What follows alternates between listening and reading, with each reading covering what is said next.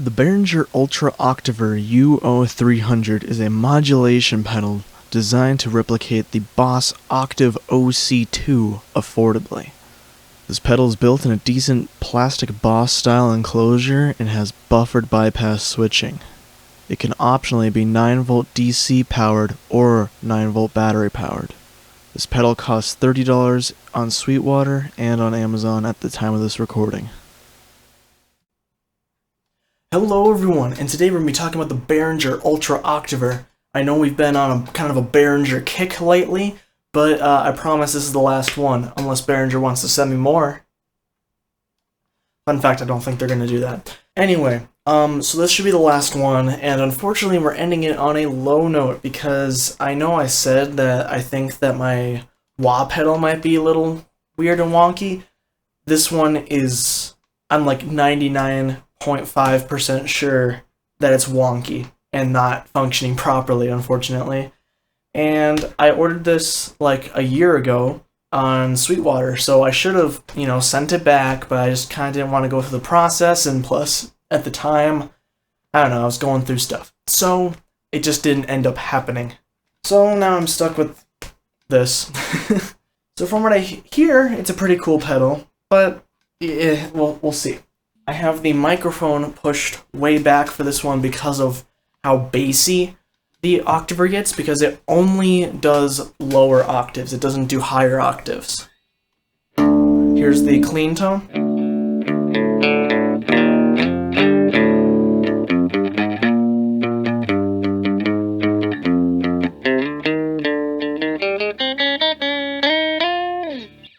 Honestly, you're still going to be hearing the clean tone throughout the entire thing. Well, maybe not the entire thing, but because the first control that we have, the first knob, is the direct control. This affects how much direct signal you're getting, which is just your normal sound. That's weird.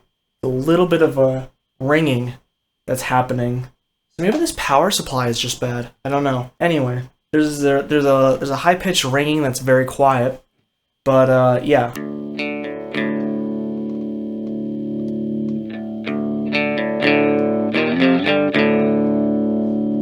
Right now we just have kind of like, I don't know, I think it's direct pass-through with the direct signal, you'd think, but there is the range switch, which switches the tonality of, I think, only the octaves.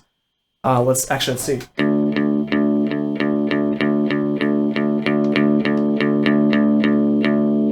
Yeah, I think it only switches the octave tonality. It didn't, if there was any change, it was very minuscule. So, let's add in the first octave. Let's just turn it up halfway.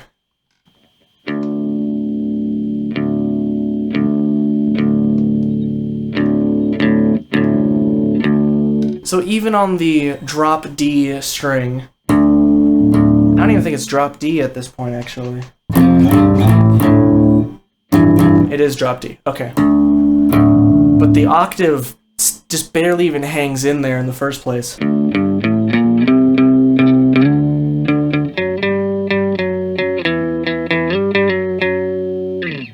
So, yeah, that's cool. So, the reason why I say it doesn't work is, one, because mine does seem a little glitchier than others, and the fact that on the higher pitched strings, it just doesn't really work. There's a little crackle.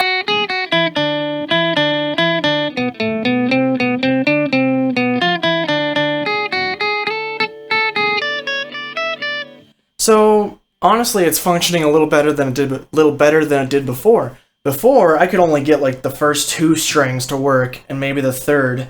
And this one, it looks like it's getting fairly decent notes on the, I have to remember where I'm at, on the B string, but on the, wait, what?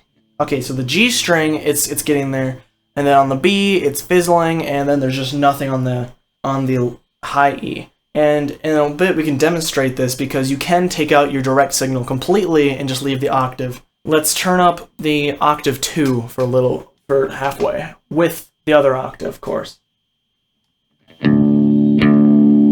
So now we're getting this real low rumble that I don't know if the microphone's going to be able to pick up or not.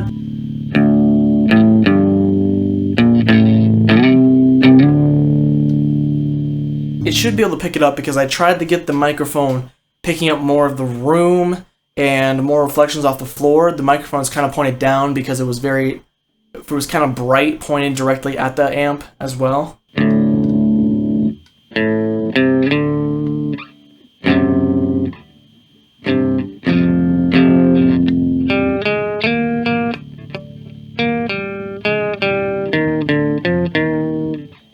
So I think at least one of the octaves isn't working on that string. Oh, now it is. But before it kind of wasn't. That's what's hard to tell, is sometimes when I'm just trying to enjoy the pedal, it just kind of cuts out, but I can't really tell.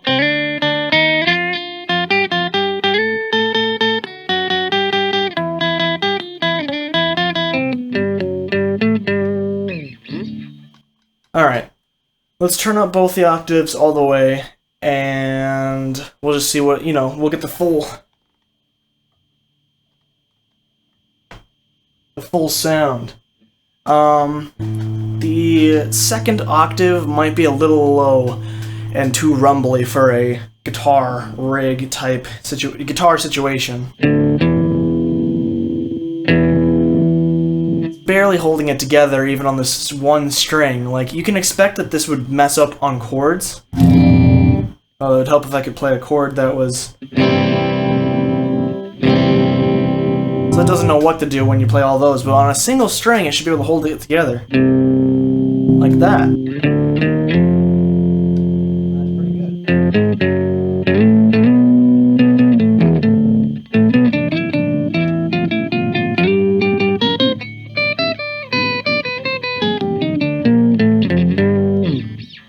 So, it's pretty cool.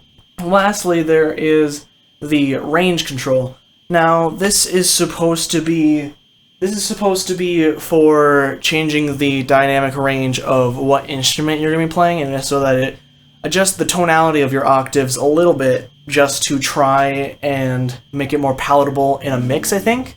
Because this, in the instruction manual, it says that it can be used on guitar, bass guitar, and keys. However, on the Behringer box, there is a guide on it that says what it should be used for, and the guitar and bass are highlighted, but not the keys.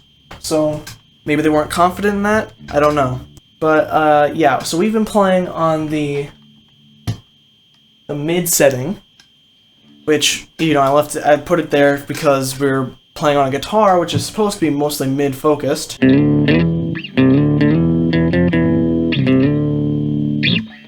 So let's turn it to high.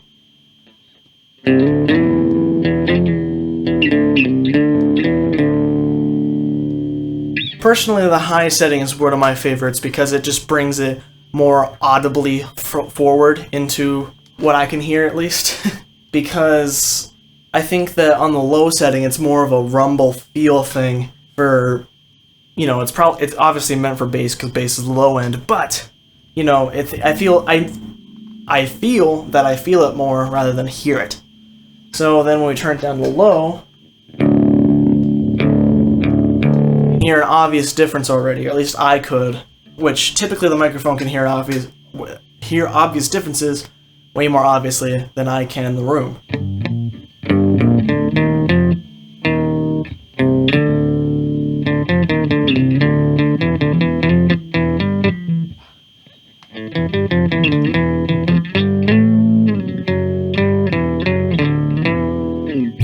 It rumbles things around the room a little. It's quite the thumper,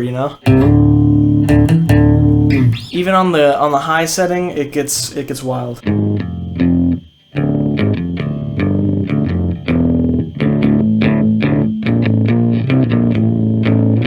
Especially on that drop D string. So let's do the final test. I want to show you the octaves without the direct signal, so that you can hear it in its entirety, whether or not it's working or not. And plus, it's just a kind of a cool effect, really. I know it for a fact it works on the low strings here.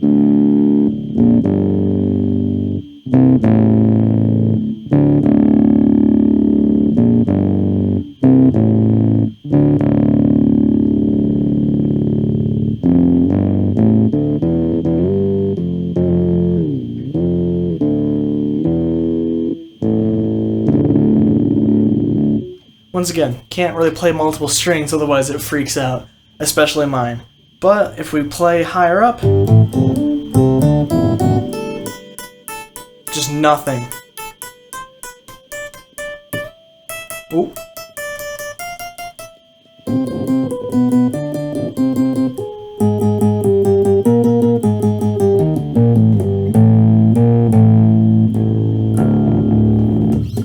So, yeah, it's pretty cool.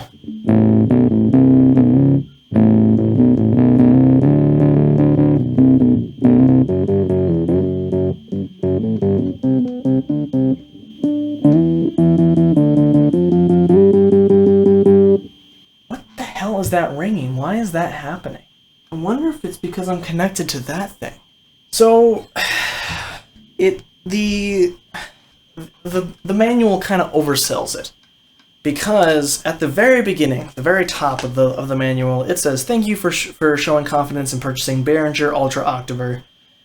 This high-quality effects pedal creates a monster sound by adding two additional tones using your guitar, 1 and 2 octaves below the original tone. Thanks to its high-end performance features, you'll get natural, clear octave sounds with consistent pitch." Unfortunately, I can tell you that that's not the case with this one. And then it ends with "even for staccato playing." I honestly don't know what staccato means. Let me look it up. I think it means the short, like, solo notes, performed with each note sharply detached or separated from the others. So I think it's like quick successive notes is what it's trying to say. Which I think it actually does perform better with staccato notes, so short notes, rather than held out notes. I think held out notes is where it kind of messes up, and it's like, you know, especially because if it doesn't have a very clear tone, so if like you're out of tune a slight bit, which maybe I was, I think it kind of doesn't know what to do. Here, if you sense out, it'll just kind of obliterate. Which, you know, for certain people isn't bad, but for most people, it's not what they want. And so, can I recommend this pedal? Unfortunately, I can't. It's an interesting sound, but for the most part, as far as I can tell, it doesn't work. So, yeah, unfortunately, I just can't. So, if you enjoyed this video, leave a like. Tell me if you own one of these and how your experience is. It's probably at least a little bit better than mine, I'd like to think.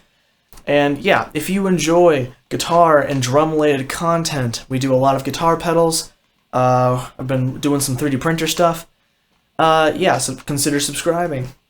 So, that's all I have to say. So for now, I'm going to say bye-bye.